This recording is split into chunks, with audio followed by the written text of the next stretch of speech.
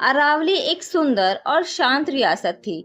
वहां के लोग सुकून और खुशहाली के साथ जीवन बिता रहे थे। अरावली के राजा वीर वर्मा एक न्यायप्रिय और दयालु शासक थे, जिनके 12 पुत्र थे। वे सभी राजकुमार बहादुर और बुद्धिमान थे। मगर राजा के मन में एक अधूरी ख्वाहिश थी। वह एक बेटी चाहते थे, एक कोमल, सुंदर और प्यार से पली हुई राजकुमारी, जो राजमहल में बसंत की तरह खिल उठे। एक दिन जब उन्हें पता चला कि रानी माधवी एक बार फिर से मां बनने वाली है, तो उन्होंने गंभीरता से कहा, यदि इस बार हमें एक बेटी मिली तो मैं अपने सभी 12 पुत्रों को मृत्यु दंड दे दूंगा और सारा राज्य अपनी बेटी को सौंप दूंगा। रानी माधवी यह सुनकर स्तब्ध रह गई। वो उदास होकर शाही बाग में संगमरमर के फव्वारे के पास बैठ गई। उसके चेहरे पर दुख की छाया, आंखों में आंसू और मन चिंता से भरा हुआ था। वे रोने लगी। तभी एक छोटा राजकुमार अर्जुन उसके पास आया। अपनी माँ को रोते देखकर वह परेशान हो गया और प्यार से पूछा, माँ आप क्यों रो रही हैं? माधवी ने भारी दिल से राजा का कठोर फैसला सुनाया। अगर बेटी पैदा हुई तो सभी राजकुमारों को मृत्यु दंड दिया जाएगा। अर्जुन चुप हो गया। उसकी आंखों में भी आंसू आ गए। उसी रात माधवी ने अपने 12 बेटों को अपने गले लगाया और उन्हें निर्देश दिया कि अगर महल के मीनार पर सफेद झंडा लहराए तो वापस आ जाना, क्योंकि सफेद झंडे का इशारा होगा कि तुम्हारा भाई आया है, और अगर लाल झंडा लहराए तो दूर चले जाना, क्योंकि बेटी के जन्म पर तुम सभी के जीवन को खतरा होगा। इसके बाद माधवी ने सब राजकुमारों को जंगल की ओर भेज दिया। बच्चे छोटे थे, निर्दोष थे, लेकिन एक दूसरे का हाथ थामे हुए थे। आंखों में आंसू थे, मगर दिल में माँ के आदेश का पालन करने का साहस भी था। 12 राजकुमार चुपचाप महल छोड़कर गहरे जंगल की ओर चल दिए। कई दिन बीत गए। जब घास सूखने लगी और हवा में सूखे पत्तों की सरसराहट फैल गई, तो अर्जुन ने दूर से महल की ऊंची दीवार पर लाल झंडा लहराते हुए देखा। यह वह संकेत था कि महल में एक नन्ही राजकुमारी का जन्म हुआ है। यह जानकर सभी राजकुमारों के चेहरे उतर गए। वे चुप हो गए। निराशा उनके दिलों पर छा गई। वे जानते थे कि अब महल में उनके लिए कोई जगह नहीं है, इसलिए वे जंगल के और गहरे हिस्से में चले गए। वहां उन्हें घने पेड़ों और झाड़ियों के बीच एक झोपड़ी मिली। वह झोपड़ी एक जादूगरनी की थी, मगर राजकुमारों को इसका ज्ञान नहीं था। वे सब वहीं ठहर गए। जादूगरनी उनके सामने कभी नहीं आई, मगर वह दूर से छुपकर उन्हें देखती रहती थी। खासकर अर्जुन पर उसे बहुत दया आई। उसकी निर्मल आंखों और कोमल हृदय को देखकर वह पिघल गई।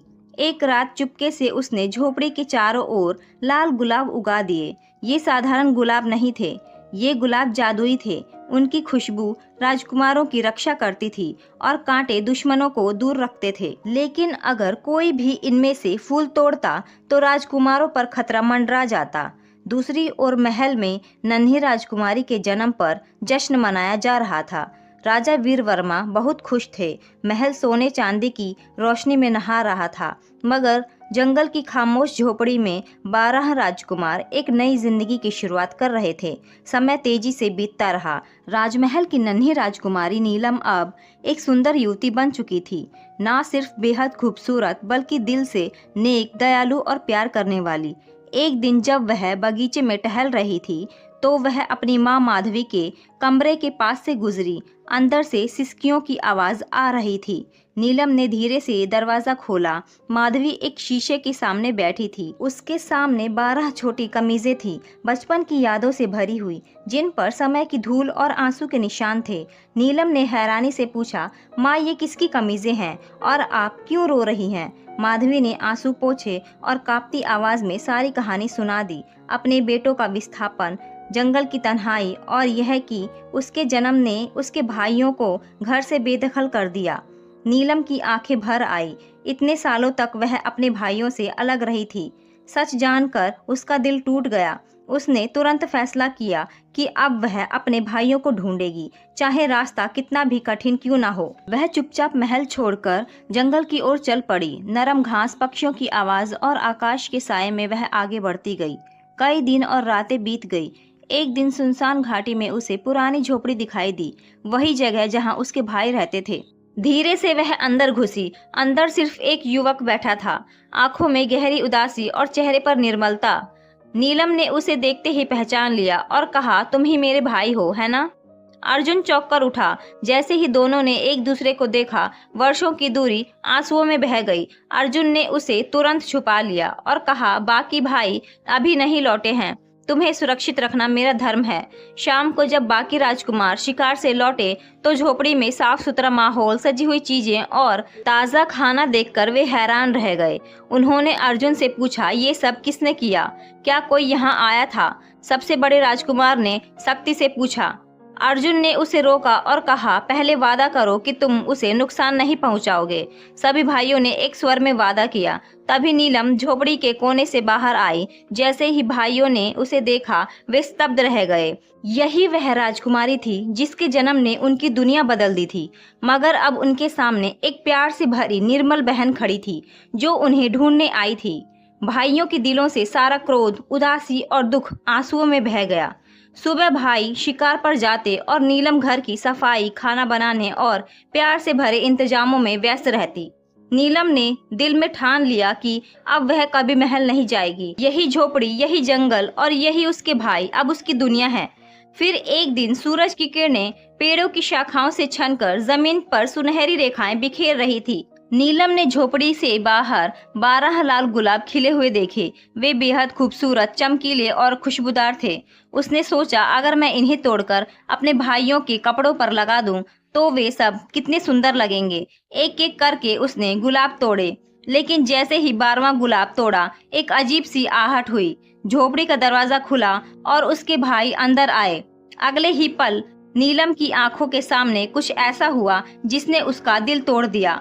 उन 12 राजकुमारों ने एक एक करके सफेद कबूतरों का रूप ले लिया। फिर वे आकाश की ओर उड़ गए और जंगल की खामोशी में गुम हो गए। नीलम सदमे में बैठ गई। गुलाब गोद में लिए वह रोने लगी। तभी जंगल की पगडंडी पर एक बूढ़ी स्त्री आई। उसके चेहरे पर झुर्रियां थी, हाथ में लकड़ी का डंडा था और आंखों में हजारों रहस्य छिपे थे।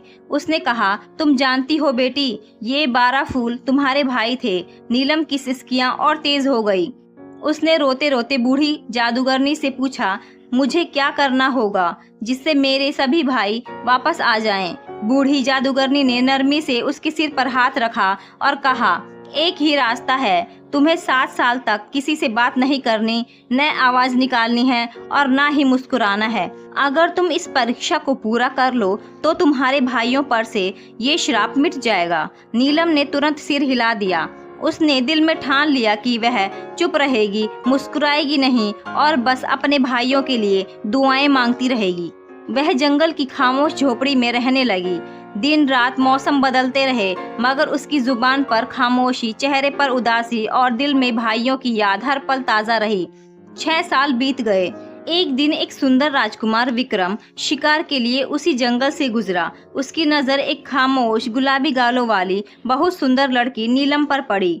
वह उस पर मोहित हो गया। विक्रम ने कहा, तुम तो किसी राज परिवार की लगती हो, क्या तुम मुझसे विवाह करोगी? नीलम ने खामोशी से सिर हिला दिया। विक्रम समझा कि वह गूंगी है, मगर उसके दिल ने उसकी चुप्पी में भी प्यार देख लिया। वह उसे महल ले आया और उससे विवाह कर लिया। मगर जैसे ही नीलम महल आई, उसकी खामोशी ने वहाँ बहुत चर्चा छेड़ दी।